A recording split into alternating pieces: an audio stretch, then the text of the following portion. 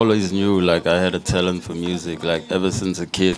Just because you got the hand that close doesn't make you amigo. Regi se wai diram booking fiyaga ye bonele change. Ya go competita magwarang motorang gadi me benki.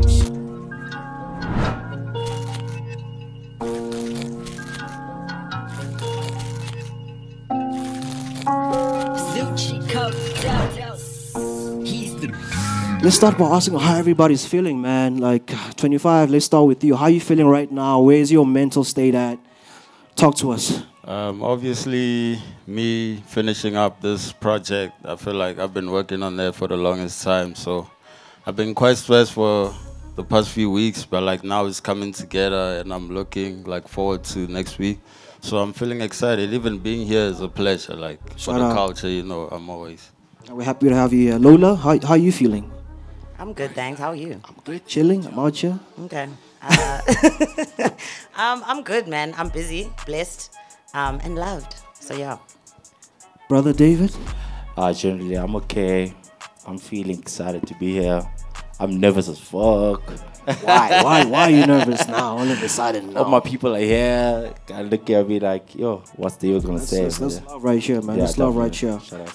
Awesome. So we're going to get straight into the conversation. Let's not waste any time, right? So the topic of today's conversation reads as follows, right? The art of dream chasing, dreams, nightmares, and fantasies. And when I get straight into the convo, I'll break it down with regards to every subtopic that I've mentioned, meaning dreams will have its own set of questions, nightmares will have its own, etc., etc. And we're gonna start with dreams, right? And I'll start with you, David. Let me put you on the spot, bro. When did you start dreaming about the life you are living today?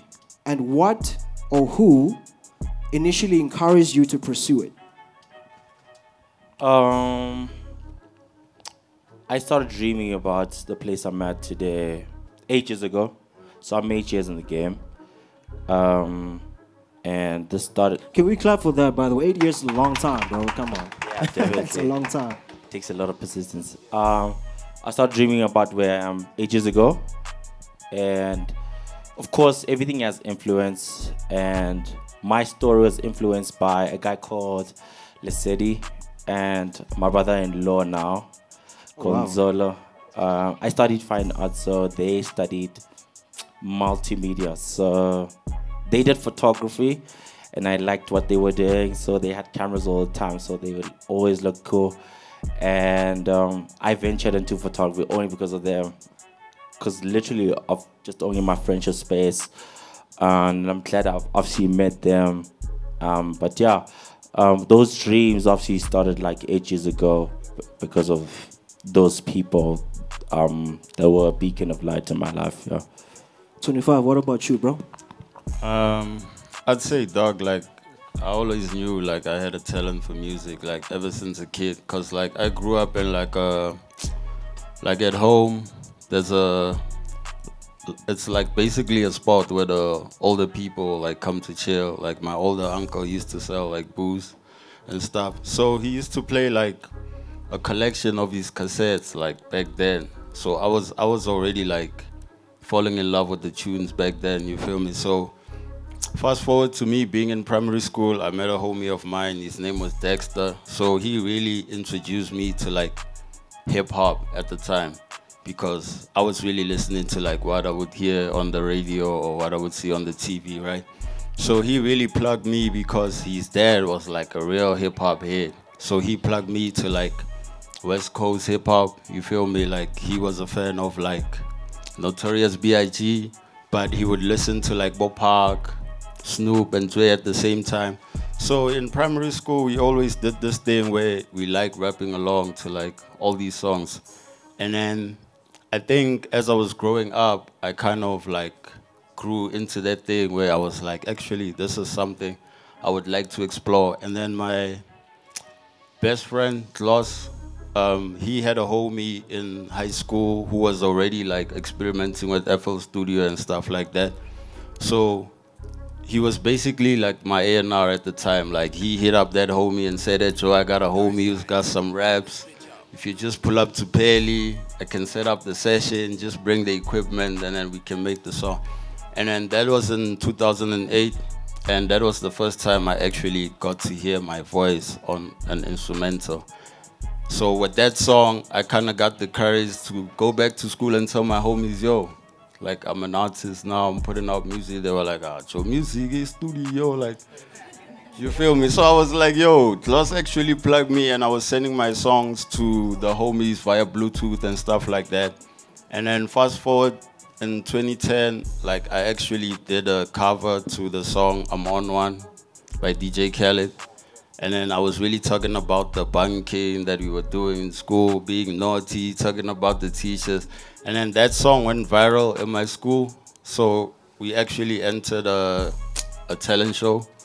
And then I think that was my first like experience of me being on stage, and I actually fell in love with like, yo, cause I'm like, besides me being naughty and stuff like that in school, like when it comes to certain things, I'm quite like to myself, like, for people that know me, they'd be like, this bro, when he's with us, he's different, but when he's with other people. Right.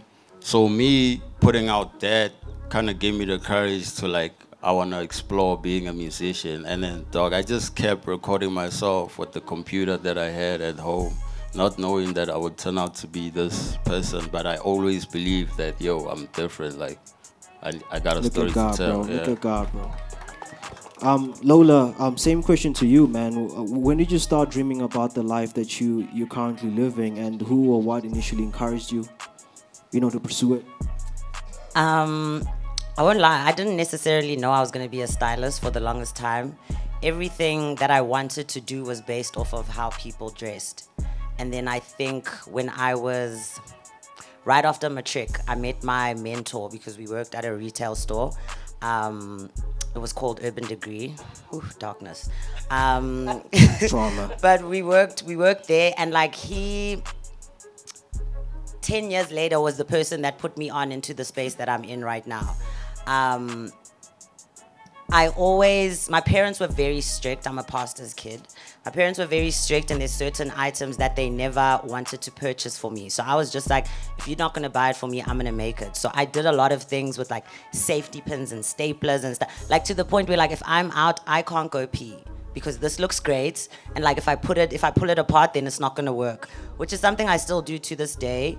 So I think back then, that's when I realized like, I actually like this thing.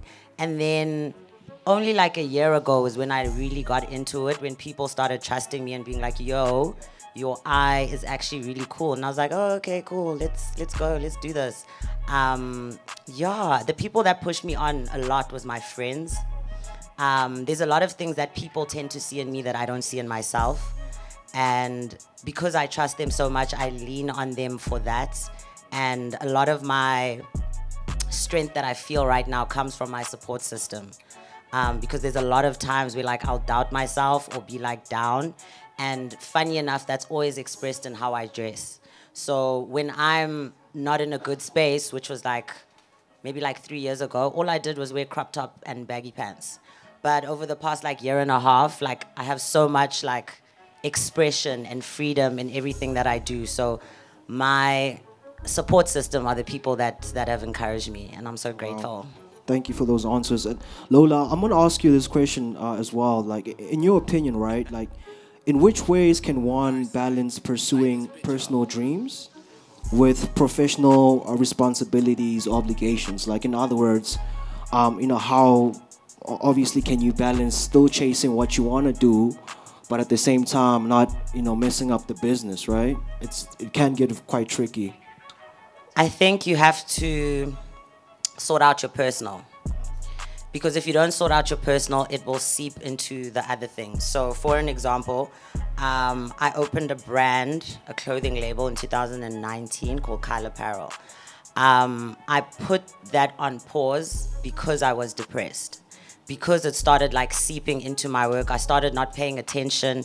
I didn't care about orders. I'd give people refunds over fixing things, and that's just because I didn't care. If you don't care about yourself first and foremost, you're not going to care about the thing that you want to do.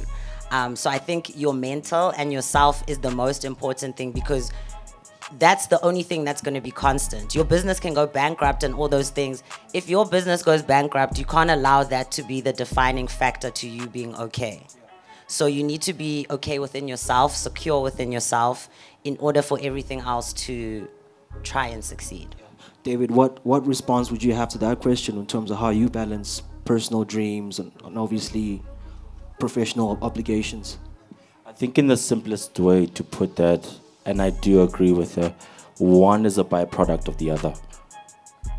Your personal is your business is a byproduct of yourself. I think your personal self has a lot to produce in terms of how you think, how you innovate, how you outlook certain things within your business. I think the more you see, you look, and I'm obviously talking in a photography perspective, right? I'm talking about seeing, looking, and being inspired outside. Seeing and looking obviously inspires the business side of things. The more you experience things, the more you transition, the more your personal outlook on life, it then affects your business general outlook on how you handle things. So I do agree with her when she says that, yeah, I think when you work on your personal, it then affects your business in that way accordingly. And I'll make an example also for myself. I think maybe an example to say that I've always wanted to be an author of some sort, for maybe the scholars and so forth. That has kind of shaped how my career has obviously progressed, or the progression of my career. In that, I want to maybe re-extend that and say, the way I release stuff on social media, the way I think of longevity for my own career, because you can be a photographer and just release stuff all the time and just be, excited and exhilarated all the time. But I think that my career has obviously taken this progression or this direction or this path because of how I've imagined myself within the professional space. So the personal does really give into the business. So if you take care of the personal, then you give into the business accordingly. Yeah. Well said, well said. 25, what about you, man? I know within the music realm as well, it can get quite tricky. You know, you want to work with this emerging, rapper, but the label might say, nah, it's not aligned with the marketing plan, right? Like, how do you navigate? Nah, with me, I feel like it's different, dog. But like the guys are saying, like, I really feel like as a creative, your personal really reflects in whatever you're doing, you feel me, in terms of like art. Because I feel like as a musician, maybe we have a different outlet of like different emotions, because when you make music, you're like capturing different feelings of like what you're going through, you feel me? You could make a sad song, but not because you necessarily sad, but just because like you revisited like a moment in your life where you were like, yo, I feel like I got a story to tell and someone can relate to it. But at the same time, you could end up in a place where you can't really write, like you have writer's block because you're going through a lot and stuff like that. And as a professional, I just feel like you meet different people all the time, and people are going through their own things as well. So it's always good to like take care of self, so you can like be a professional when it comes to the craft that you're doing. Because as much as it's a God-given talent, you need to be responsible with it as well. So I really look at it like that. And as far as like what doesn't align with me, like I really do stuff off of like if I really like mess with something and I'll be like, yo, this sounds cool, like I'm keen to do it regardless of whatever the situation is. And it's not really even for gay, anything like that. Like people will say maybe you're doing it for the culture. I feel like I'm one of those individuals, because